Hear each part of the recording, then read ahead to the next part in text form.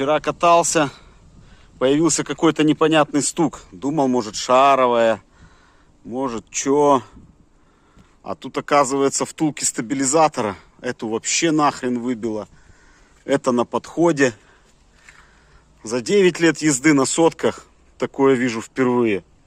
Самое интересное, машина у меня полгода. А 5 месяцев назад я менял подвеску, ремонтировался. 8200 километров примерно пробегали эти втулки.